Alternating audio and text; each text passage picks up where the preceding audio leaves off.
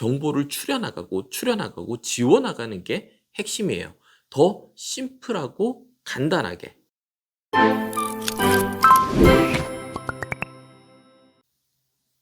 안녕하세요. 문풀 강선생입니다. 오늘은 경시 기하 문제를 통해서 기하 문제의 난이도가 어떻게 상승하고 또 어려운 기하 문제를 풀기 위해서는 어떤 전략을 가지고 있어야 되는지에 대해서 말씀드리겠습니다. 자, 문제를 한번 살펴보시죠. 일단 그림이 없어요. 어려운 문제일수록 그림이 없어집니다. 그럼 역으로 생각하면은 아이들이 문제를 보고 그림을 구현해낼 수 있는 연습을 하면은 정말 어려운 문제도 풀 수 있는 능력이 갖추어지게 됩니다. 자, 일단은 문제 살펴볼게요. 삼각형 ABC가 있는데 M은 BC의 중점이고 머릿속에 뭔가 상상이 되시나요? 그 다음에 꼭지점 BC에서 뭐 각의 이등분선에 수선을 내리고 수선의 발이 중점과 BC의 중점과 연결한 선이 길이가 같음을 증명하라. 머릿속에 떠오르시지도 않죠? 자, 그러면은 요걸 그림으로 그리면 이렇습니다. 삼각형 ABC가 있는데 BC의 중점에 각의 이등분선 긋고요. 수선의 발을 내려요. 수선의 발을 쭉 내려서 결국에는 우리가 찾고자 하는 게 요 두 선이 같음을 보여라 인데 이게 사실은 간단하게 나타내면은 얘랑 똑같은 거예요. 직사각형의 중점을 잡고 꼭지점까지의 거리가 같을까요? 물어보는 거거든요. 전혀 달라 보이죠? 전혀 달라 보이는데 같은 내용이고요. 또 이런 문제를 이제 처음에 풀 때 제가 하나 말씀드리고 싶은 거는 문제를 딱 보고 아이들이 어떻게 푸는지 첫 10초 안에 이 친구가 기하 문제를 얼마나 잘 다루고 있는지 확인이 가능합니다. 무엇으로 판단이 가능하냐면은 요 부분, 삼각형 ABC가 있다. 요걸 아이들이 보고 삼각형 ABC를 어떻게 그리는지를 보면은 대충 실력이 가늠이 됩니다. 삼각형 ABC, 조건이 아무것도 없는 삼각형은 어떻게 그리는 게 가장 문제를 풀기 좋을까요? 이등변 삼각형이나 정삼각형처럼 그리면 안 됩니다. 직각삼각형과 비슷해서도 안 돼요. 왜냐면은 문제에 주어지지 않은 조건을 활용하고 싶은 충동이 들거든요. 아, 이렇게 되지 않을까 하는 생각이 든단 말이죠. 그래서 삼각형 ABC는 대충 이런 형태로 그리는 게 가장 일반적이면서도 특수한 조건이 생겨나지 않는 적당한 모양이 됩니다. 특정 길이나 각도가 특수각도 아니고 길이가 같지도 않은 적당한 정도의 모양으로 시작하는 걸 보면은 아, 이 친구는 그래도 기하 문제를 풀면서 자기가 손수 그림을 많이 그려봤네 라는 판단도 가능합니다. 아무튼 자, 다시 문제로 돌아와서 이 복잡한 형태를 간단한 형태로 갈 텐데 정보부터 먼저 표시를 해보자고요. 우리가 자, 삼각형 ABC의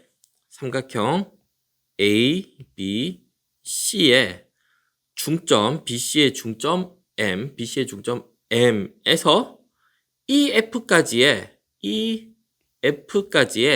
길이가 같음을 증명하라라는 것인데 EF는 어디서 왔어요? EF는 수선의 발이죠. 수선의 발. 어디에서 온 수선의 발? B와 C에서 온 수선의 발. 그럼 그걸 간단하게 자, 중점 BC의 중점과 BC에서 수선을 내린 발 EF까지만 딱 표시를 한번 해볼게요. 그리고 이 수선의 발은 어디에 떨어진 거예요? 각 A의 각의 이등분선에 떨어졌죠. 굉장히 복잡하잖아요, 지금. 조건이 정말 복잡한데 내가 필요한 정보만 놔두고 나머지 정보들을 지워볼게요. 자, 나머지 정보들은 싹 눈에 보이지 않게 했어요. 아이들의 경우에는 새롭게 그림을 그려보면 좋겠죠. 핵심 정보만. 자, 기하를 잘 못 푸는 친구들은 문제에 그려져 있는 그림 위에다가 자꾸 선을 긋고 덧대고 정보를 표시하면서 풉니다. 대부분의 아이들이 그래요. 그러면은 정보가 점점점 혼탁해지면서 눈에 직관적으로 보이지 않게 돼요.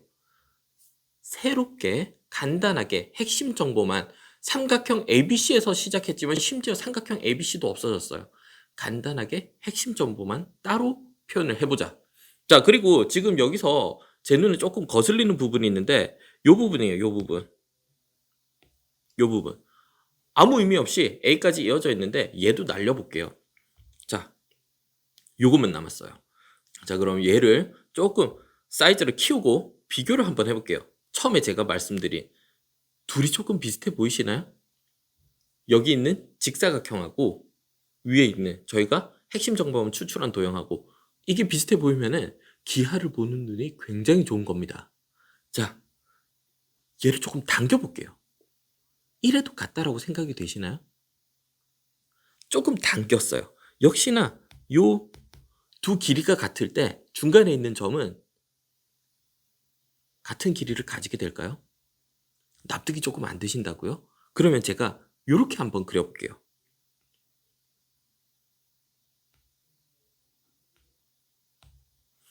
이렇게 해서 직사각형을 만들면은 길이가 같아 보이세요? 이건 사실 본질적으로 파고들면은 그냥 평행선입니다. 두 평행선의 딱 가운데 지점에다가 점선을 긋고 이렇게 하면은 요 두 길이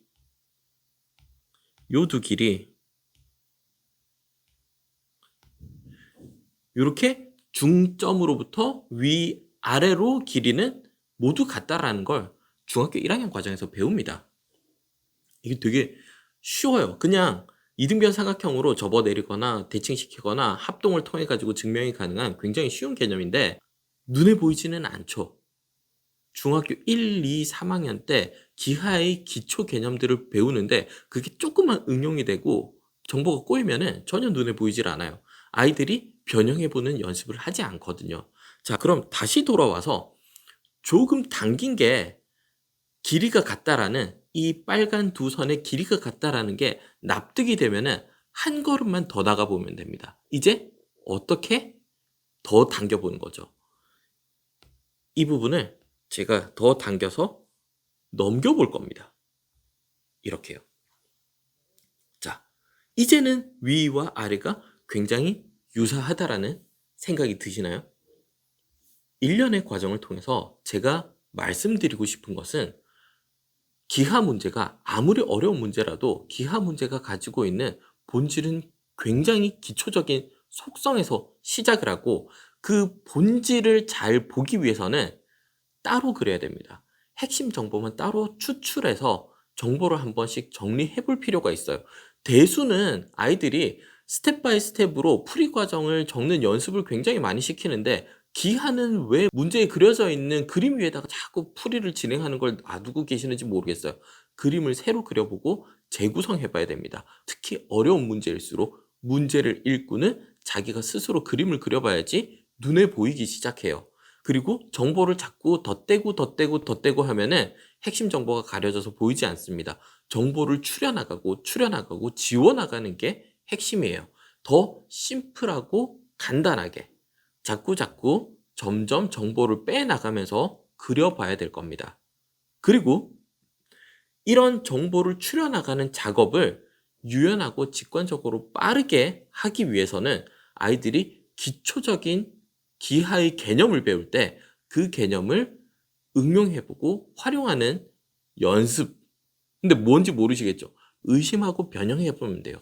어떻게 하냐면은 정삼각형을 배웠어요. 정삼각형은 세 변의 길이가 같은 삼각형이다 라고 정의가 되어 있거든요. 그러면은 왜 이걸 각이 같은 삼각형이다 라고 하지 않을까? 길이가 같다라는 게 왜 중요할까? 이런 걸 의심해보고 길이가 조금 다르면 어떻게 되지? 그럼 이등변 삼각형에서 각도가 다를 수 있을까?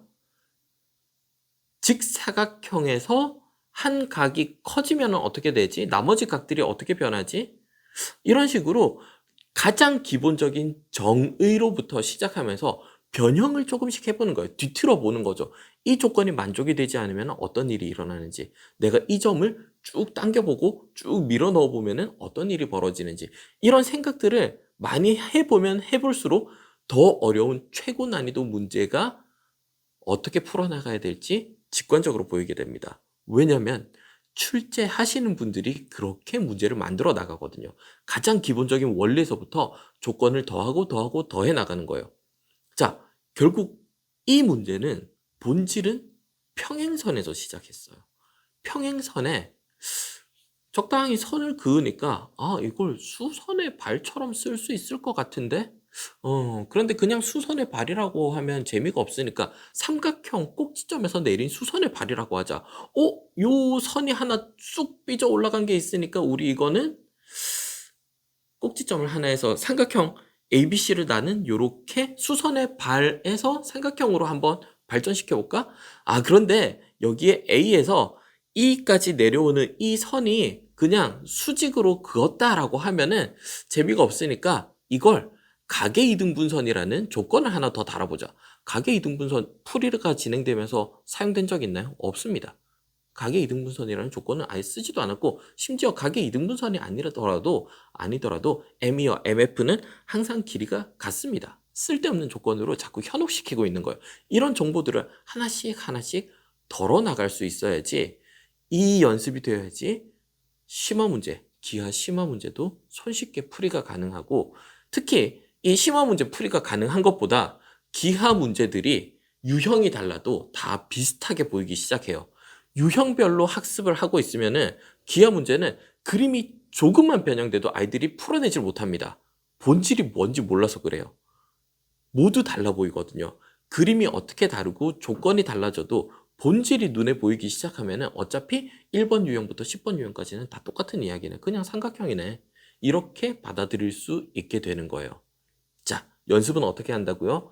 개념을 뒤틀어 보는 것부터. 왜? 출제자가 그렇게 문제를 만들어 나가니까 내가 개념을 의심해보고 뒤틀어보고 움직여보고 길이를 바꿔보고 이 장난부터 시작해야지 기하가 정말 튼튼해집니다. 오늘 정말 어려운 이야기 끝까지 들어주셔서 감사하고요. 다음에는 조금 쉬운 이야기로 찾아뵙도록 하겠습니다. 감사합니다.